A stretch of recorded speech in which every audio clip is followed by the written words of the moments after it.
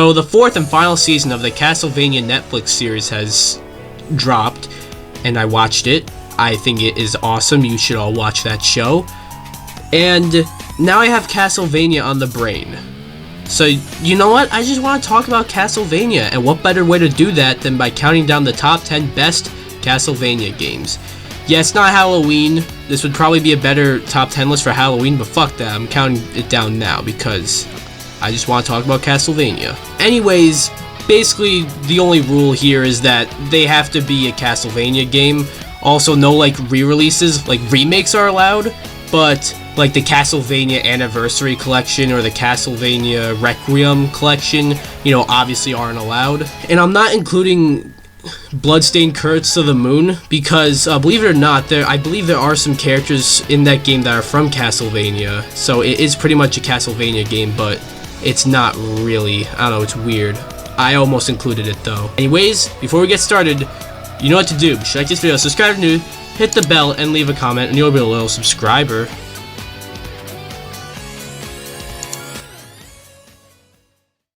I wanted to give to you, the last part of your notes here, the significance spiritually of the number 10 in the Bible. We all gotta start somewhere, and it just so happens that Castlevania started with a game that is still quite awesome today. Castlevania is the game to start it all, kind of. I'm talking about the NES version, not the MSX version, I think it was. Yeah, there's some other version. And it's not called Castlevania, but it is pretty much Castlevania. But the NES version's the better one. So it's the one that started it all, and it holds up very well today. It is also very hard. Something that Castlevania has been doing a lot since, but I think the original is the hardest. It gives a good challenge to the player, and while there may be some bullshit, like the Medusa heads, when you beat a level or a boss, you feel great. Castlevania on the NES might not be as good as some of the later installments, which is why it's not higher, especially since, you know, they had time to develop, you know. But it holds up very well today, and is still a classic, which is why it made the list.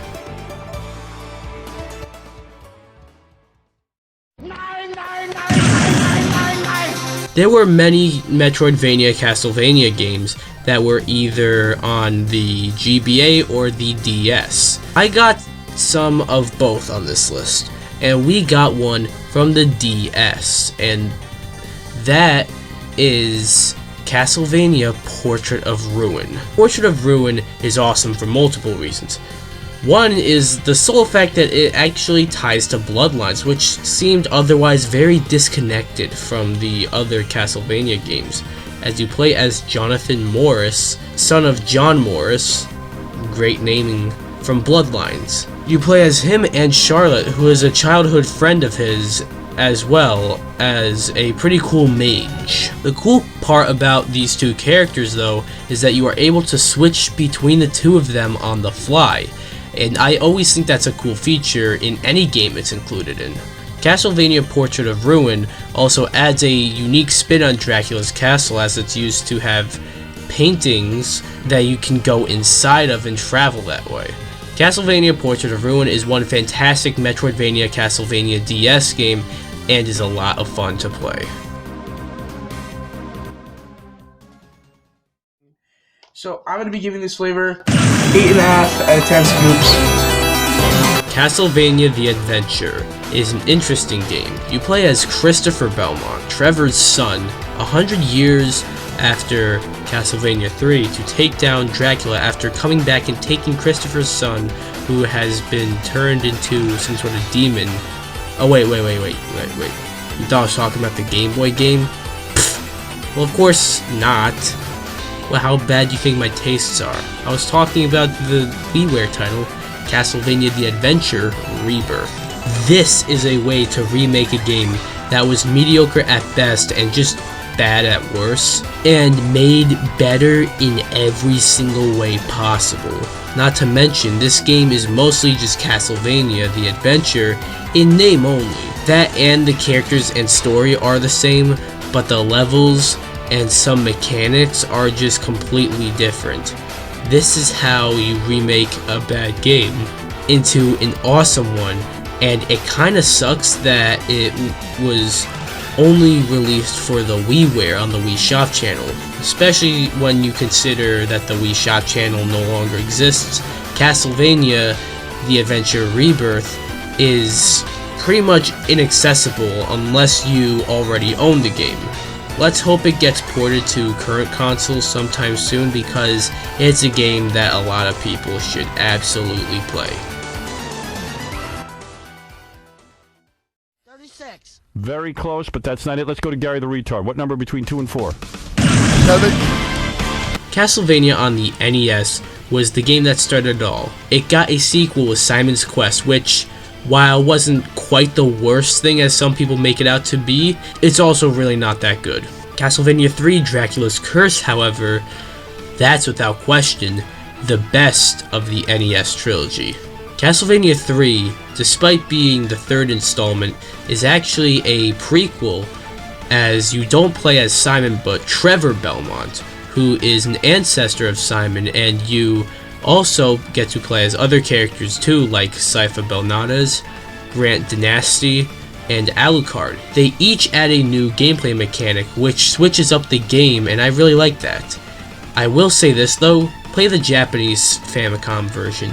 The US version, for some weird ass fucking reason, was made to be a lot harder, and the soundtrack doesn't sound as good. The Japanese version is far more forgiving, and is also the one that was in the Castlevania Anniversary Collection. Regardless though, Castlevania 3 Dracula's Curse is a fantastic game that any fan of Castlevania should play. Okay, Mrs. Puff, what's my final score? 6. Remember when I said that Castlevania has a good number of Metroidvania games on either the DS or the GBA? And we saw Portrait of Ruin for the DS. Now, here's another game on the DS, and that is Castlevania Order of Ecclesia. Castlevania Order of Ecclesia is an interesting Castlevania game story-wise, as you don't play as any of the Belmonts, but instead you play as Shinoa, and the game is very different from the other Castlevania games because of that, sort of. The way you traverse through levels is also different. Instead of using a whip, you also use a sword, and a big sword too, making the combat feel quite different from even the other Castlevania games where you do use a sword. Not to mention, the game also looks great for the DS. Unfortunately, Castlevania Order of Ecclesia didn't really sell too well, and was the last 2D Castlevania game ever made. And even though it didn't sell well, what a great game to, I guess, kind of go out with. Chills. Literal chills. It was number 5. Number 5 killed my brother. Oh my god, I forgot about that. Castlevania was primarily a series that was exclusive to Nintendo. Up until the Sega Genesis with Castlevania Bloodlines. Yeah, they wouldn't allow this on the SNES. There was no way. This game is awesome for a multitude of reasons. One is the blood and gore, as it's very bloody and very gory, as I just said, and it is more so than I think any other Castlevania game. In Castlevania Bloodlines, you don't play as any of the Belmonts, but you play as John Morris of the Morris clan. You play as him or Eric Lacard, who has a spear, adding a new gameplay mechanic to the game. Not to mention, the game can be tough, but in a good way. It's a good challenge, and it's also not nearly as hard as the original or the American version of Castlevania 3. If you're a fan of Castlevania, Bloodlines is a must-play.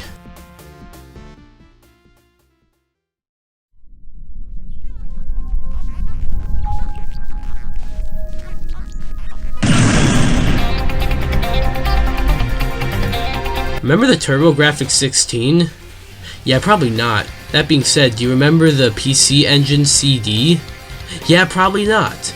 it was a CD-based add-on for the TurboGrafx-16, only released in Japan. That being said, why would you release one of the best Castlevania games on there? Castlevania Rondo of Blood is just epic. You play as Richter Belmont, a descendant of Simon, and gets mind-controlled and revived Dracula under mind control, so accidentally, but still, so now Richter has to take down Dracula. Rondo of Blood was also, correct me if I'm wrong, but was also the first Castlevania game on a console, or in this case, add-on, with CD technology, allowing for many cool cutscenes to happen. They are mostly just still images, but I still think they're really cool. Not to mention, every single level is a lot of fun, and there is so much you can do in this game too. Not to mention, again, it also adds Maria Renard as a playable character, which some people say is an easy mode for the game, but she is still a lot of fun. It's a goddamn shame that this game took so long to come to the States, and how long we had to deal with Dracula X, but this is one game you do not want to miss.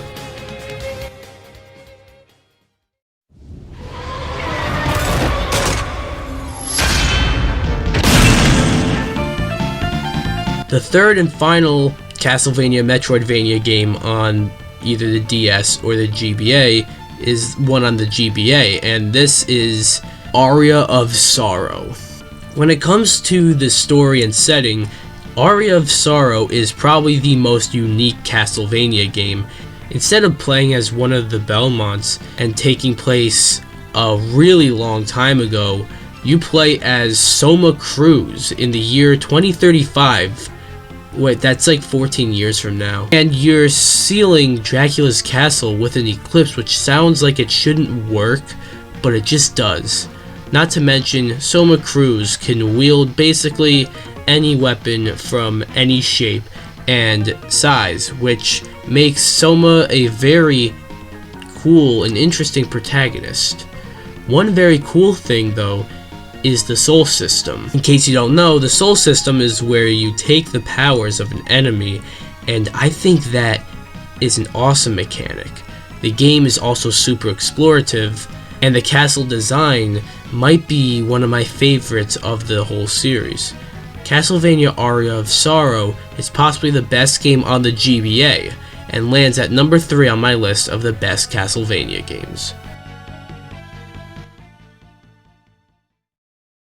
Pencil do we take again? Number 2. Take a number 2. Looks like you took a big number 2. Super Castlevania 4.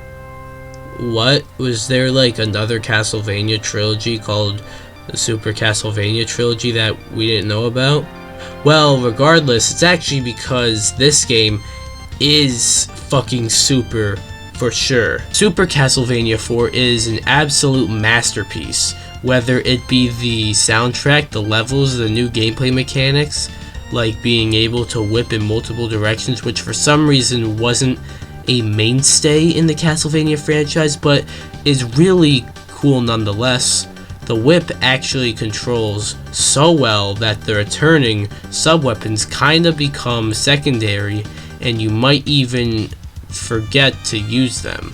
Super Castlevania 4 is sort of a remake or reimagining of the first Castlevania, and that being said, it's better than the original in every single way. And really, I mean, I guess the story is similar, but the levels and the gameplay and this game is made just so different from the original. Crazy thing is though, this game was released very early on during the SNES's lifespan, and it holds up super well today. Super Castlevania 4 absolutely lives up to its name, and I think it is a must play. What could possibly be better than Super Castlevania 4? Well, I mean, first of all, you probably know, but second of all, before we get there, let's look at some honorable mentions.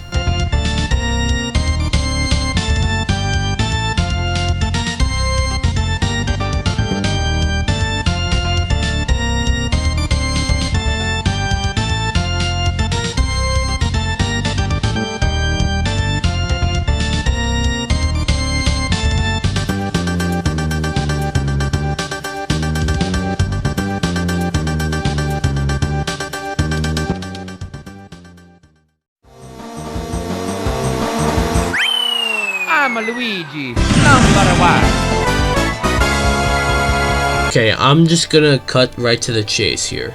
Number 1 is Symphony of the Night. I get that this pick is very predictable, and most lists of the best Castlevania games have Symphony of the Night at number 1, but there is a reason for that. It's a fucking awesome game! In Symphony of the Night, you play as Alucard, making his first appearance in the franchise since Castlevania 3, and pretty much introduces swords and shields to Castlevania, and sort of becomes a new and the new big real deal. Not to mention the story is quite awesome, and also this, along with Super Metroid, introduced a new genre of video games, being Metroidvania.